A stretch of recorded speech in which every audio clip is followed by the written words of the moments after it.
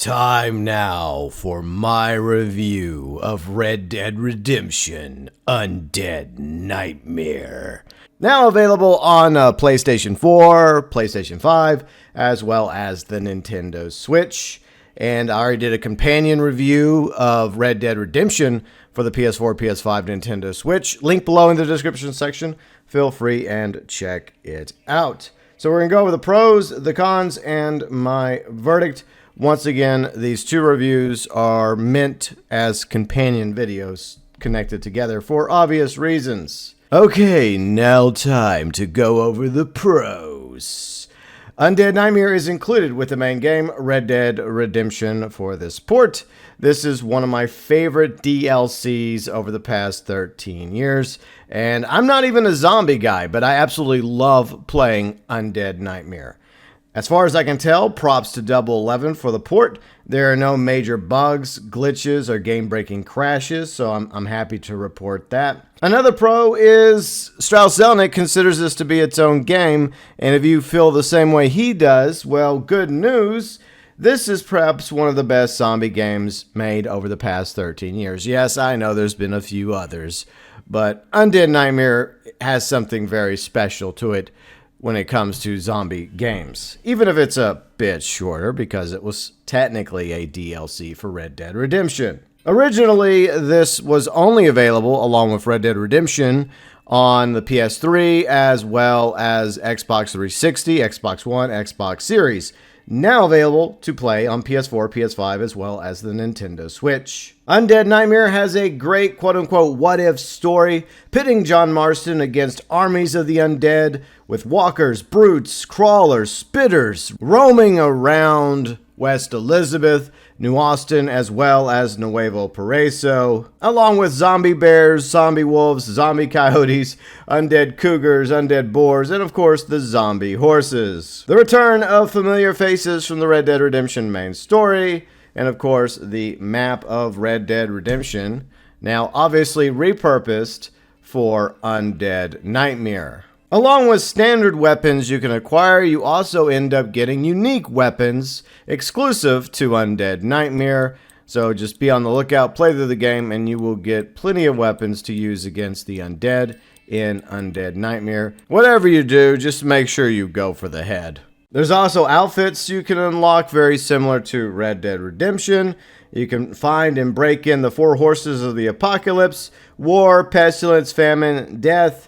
There are a few challenges you can do. The hunt for the chupacabra and eventually locate as well as break in the mythical unicorn. More additional pros to Undead Nightmare includes a Sasquatch side quest, missing person side mission, dynamics, liberate towns and settlements across the states in Mexico, clear out graveyards. You'll also have the ability to fast travel from safe houses that have been successfully cleared out in towns and settlements across West Elizabeth, New Austin, as well as Mexico. And the final pro is the spectacular music, sound effects, and ambiance of the world of Undead Nightmare. Rockstar did a great job with this game, taking the map of Red Dead Redemption, tweaking it just a little bit, changing it up here and there, and making it work so well as a zombie-themed survival game.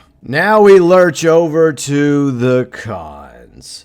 $50 for a port of Undead Nightmare plus Red Dead Redemption, but no Undead Overrun or Red Dead Redemption multiplayer, especially no Undead Overrun, which is one of my favorite things to play in Red Dead Redemption multiplayer. Plus, on the Xbox, Undead Nightmare is currently $10. And that's across 3 platforms: the Xbox 360, Xbox One, Xbox Series, $10 US. Does Rockstar and Take-Two actually think that this port is worth $50? And if you break it down, that would imply that Red Dead Redemption's main story is $40 US as a simple, straight-up port, and Undead Nightmare is an additional $10 US. Once again, without any major improvements are Undead Overrun along with Red Dead Redemption multiplayer. There's also no PC port, which is something fans have been asking for when it comes to Undead Nightmare and Red Dead Redemption for the past 13 years.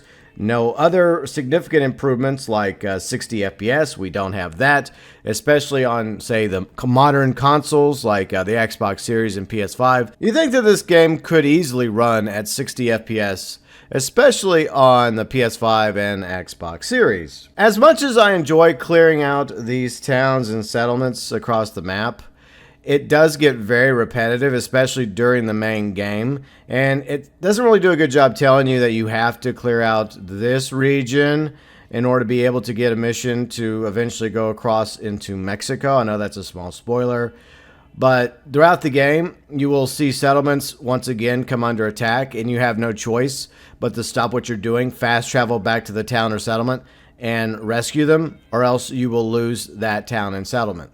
And if you do, then I think that that has a negative effect on the main story of Undead Nightmare. After the main story, I think it's totally fine because it does add replayability, but once again, it does get rather repetitive, having to liberate the same towns and settlements over and over and over again. Similar to Red Dead Redemption, the horses, as well as aiming and using the weapons, is still a bit clunky, similar to the original version of these games. It definitely needed some improvements and to be smoothed out a bit, but unfortunately, because this is just a simple port, we didn't exactly get those kind of improvements. Undead Nightmare was far from perfect. It did have some bugs and glitches, and a lot of people have noticed that those bugs and glitches have carried over to Undead Nightmare's port for PS4, PS5, Nintendo Switch. However, as far as I know, none of them have proven to be game-breaking. It's just annoying glitches, or sometimes funny glitches that happened in the original version of Undead Nightmare. And the final con, while playing through the Undead Nightmare port on my PS5, I did notice a bit more pop-ins happen here and there than when I played through the Red Dead Redemption port, but there was some pop-ins there as well. It seemed more obvious in Undead Nightmare port, and that's definitely a con because it becomes very noticeable after a while. Yet another issue that could have been resolved with some much needed improvements, but at the very least, Undead Nightmare and Red Dead Redemption ports don't have any major issues like we talked about a moment ago. So once again, props to Double 11 for not breaking Undead Nightmare or the Red Dead Redemption ports. In other words, at least these two ports are not the nightmare that GTA Trilogy Definitive Edition was a few years prior. Those are my pros and cons, and time now for my verdict. Undead Nightmare is still one of the best DLCs over the past 13 years. Yes, there's been some amazing DLCs for various other games here and there, but to me, one of the ones that still stand out to this day is Undead Nightmare. The fusion of zombies in the Wild West works surprisingly well, along with the mythical as well as supernatural elements you will encounter while playing Undead Nightmare. The desperation to survive while looting, scrambling to find bullets, the satisfaction of getting headshots, and the pain when you miss or hit any other body part of a zombie besides the damn head. Players definitely feel John's anger when he's not able to find any ammo after looting a body. However, Red Dead Redemption plus Undead Nightmare port without multiplayer and Undead Overrun is still not worth $50 in my opinion. Both Red Dead Redemption and Undead Nightmare deserve proper remasters or remakes. It's a shame that Red Dead Redemption 2 never received a similar What If style DLC.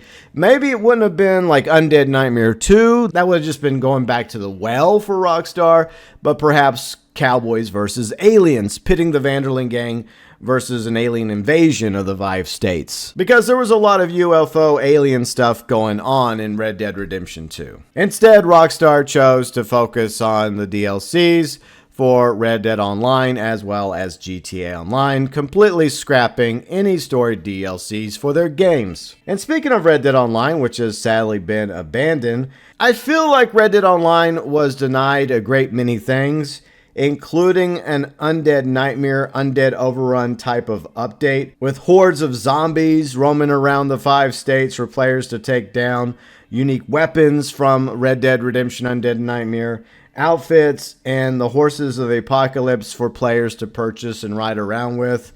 Definitely a missed opportunity not having an Undead Nightmare, Undead Overrun style update for Red Dead Online. I thoroughly enjoyed playing through Undead Nightmare again, but it's painfully obvious that Red Dead Redemption plus the Undead Nightmare port is a Rockstar Take-Two cash grab. It's way less effort and much cheaper than putting forth any time or money or effort by making a proper remake or remaster for Red Dead Redemption and Undead Nightmare. But still, I'm glad that players on the PS4, PS5, as well as Nintendo Switch can now enjoy Undead Nightmare along with the main game of Red Dead Redemption. I just wish the price was a little bit lower. And the sad reality is, this is probably the same effort we can expect when it comes to GTA 4. Not a remake, not a remaster that game deserves along with its DLCs, but another straight up simple port